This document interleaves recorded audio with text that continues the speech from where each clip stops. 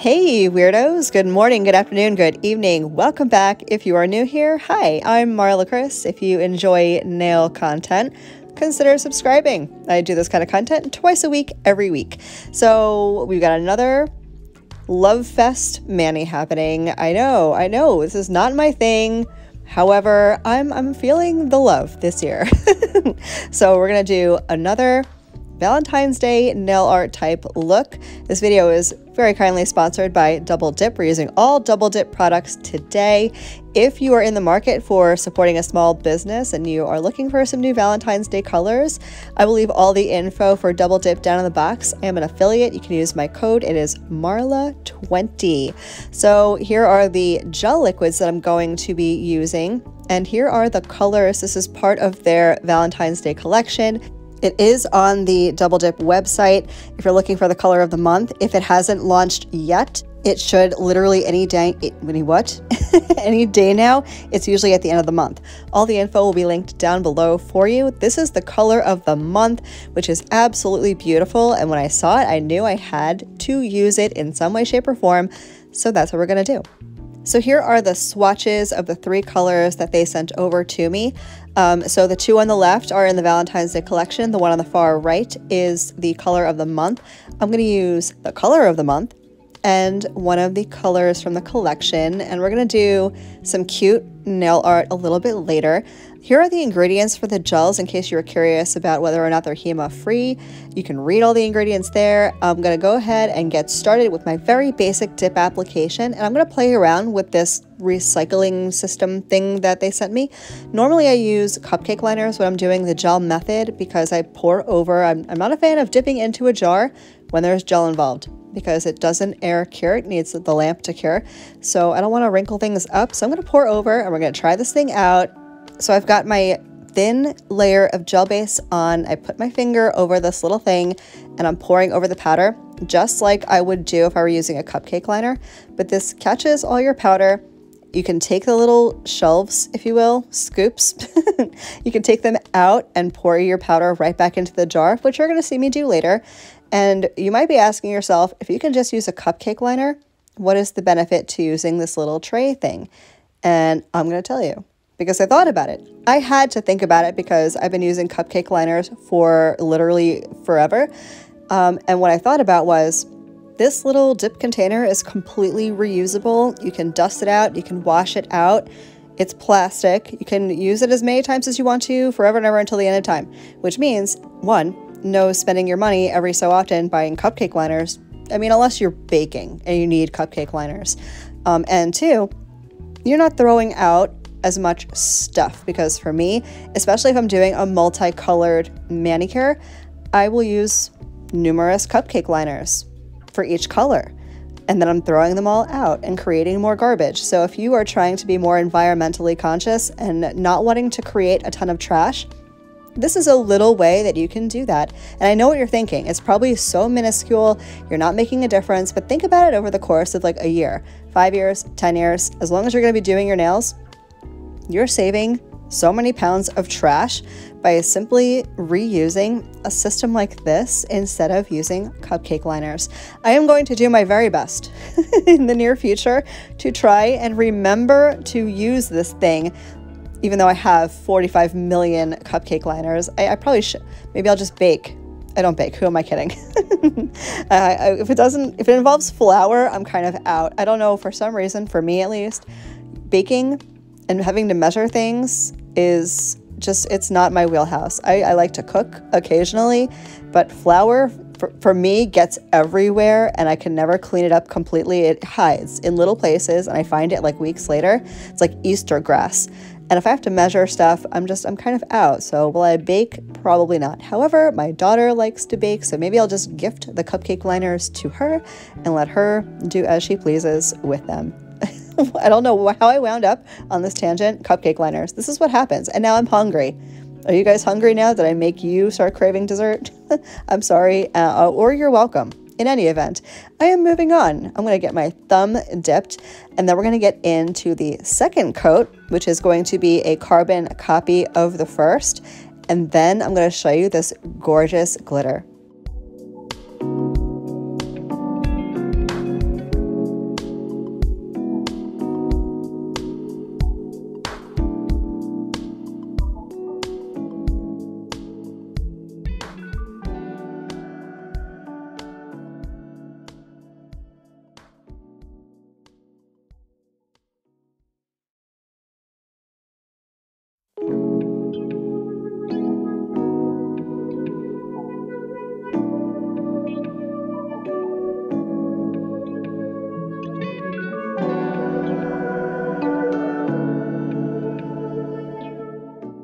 So I went ahead and I cured the 4 nails for 1 minute, dusted off excess, scrubbed, if you will. I used a stiff scrubby brush, got rid of all the excess powder as to not contaminate my gel base brush.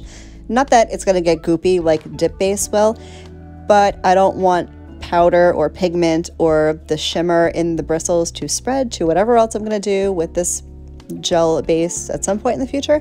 So I want to make sure I'm not contaminating it, getting pigment or glitter on it. And I'm going in with the second coat, and as I mentioned, exact replica of what I did the first time. Nothing different here. Okay, that's not 100% true. The only thing I do different on my second dip, so acrylic is porous, meaning it can absorb things, which is why you use a liquid with it, you know, monomer, gel, dip base, what have you. It absorbs. So now that I have that layer of acrylic dip powder on my nail and I'm going in with my second dip, it will absorb some of that gel base. So I find that on my second dip, I need a little bit of a heavier coat of the gel base, a little bit more product. Not crazy, you still don't want this leaking or flooding into your sidewalls or your cuticle area, but I do put a little bit of extra product down just to make sure that I have enough coverage over the nail so the powder will stick. I mean, I've never really had an issue, to be honest, but I try to keep it on the medium side. And I find that to be true when you're using dip liquids as well.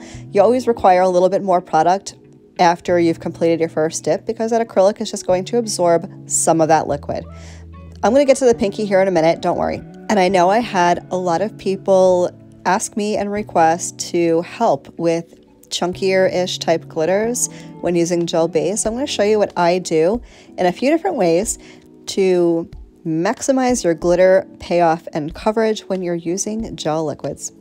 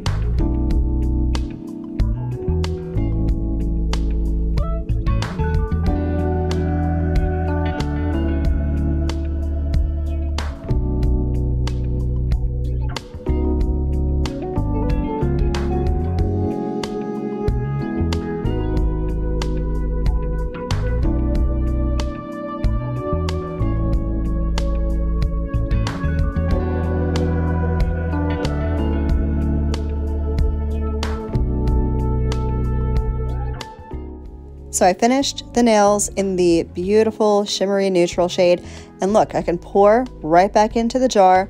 I'm not wasting product. It's not all over the place. Yes, I spilled a little bit because it's me. Let's be honest, I am just a whole hot mess.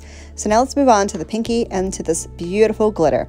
So my first dip, I'm applying the gel base the exact same way that I did for the first 4 nails, and I'm going to apply the acrylic the exact same way that I did to the what? I was doing so well. The first 4 nails. I'm going to pour over just as I was doing. And this is going to give you a pretty decent coverage depending on the glitter and the style of glitter that it is. I did kind of shake out some of the chunkier pieces that were on top. I don't mind if I get a few here and there, but I don't want the first layer to be super bulky. We're trying to keep this nail thin and as natural looking as possible. At least that's what I'm trying to do.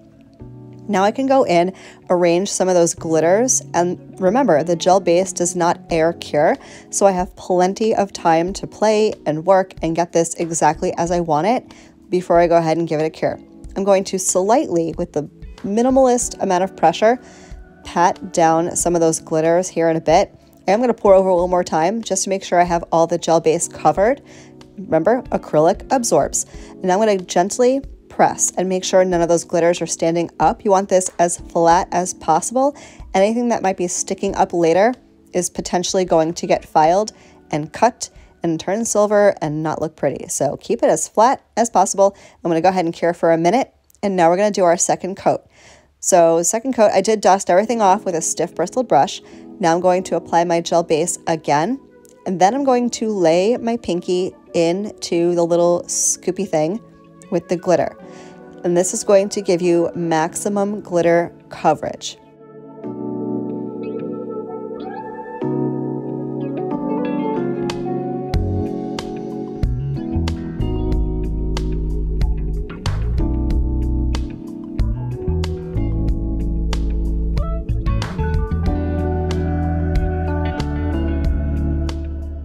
So once I've dipped my pinky into the glitters, I'm going to press down ever so gently. Now at this point, you could cure, which I'm going to do after I clean up a little bit, and then you could apply another coat of gel base if you wanted to and hand place some of those chunkier glitters.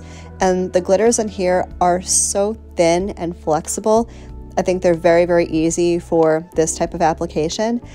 I, however, decided I was content with the very sporadic chunky pieces, but it's got high coverage. So I'm going to leave it at that. I'm going to leave it at that, and I'm going to do the same exact process on the accent nail. Okay, so I've got that cured, and I'm going to move on to the accent nail. I'm taking a pencil, just a regular number 2. I stole it from my daughter, and I'm going to draw a heart.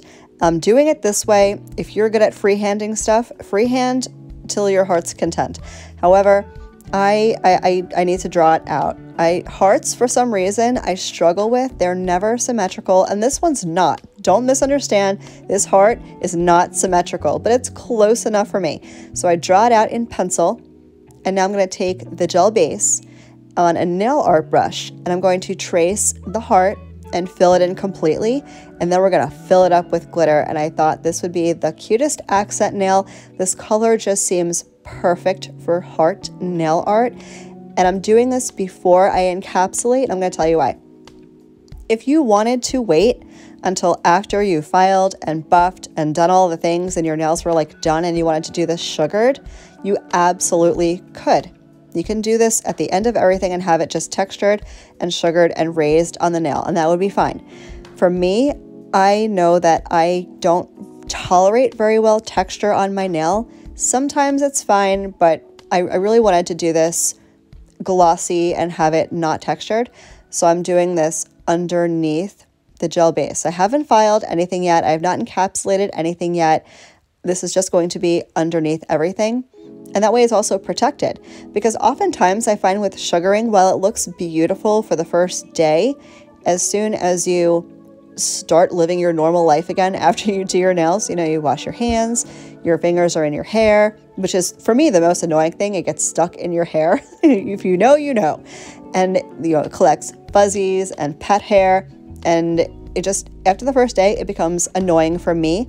But I still love the way it looks. So I'm going to encapsulate the nail art. I'm just cleaning up around the edges.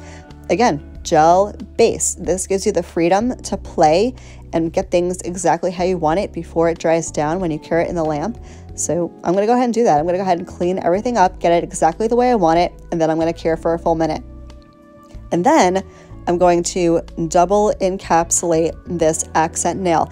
Typically, when I'm doing a gel base manicure with dip powders or acrylic powders, I encapsulate one time with gel base, and that's all I need.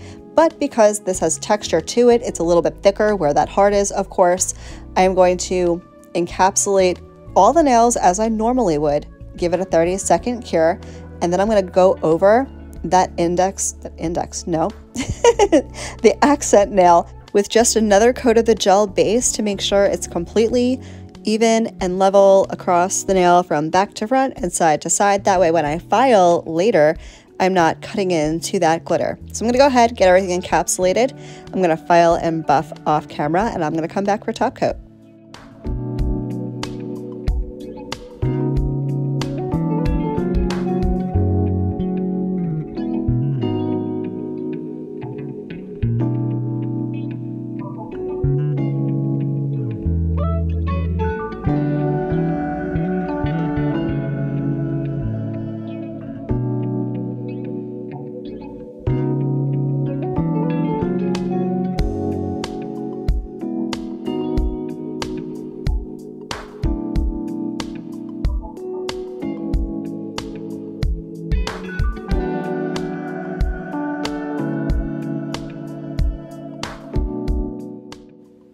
So I went ahead and got everything filed up. Everything is looking smashing.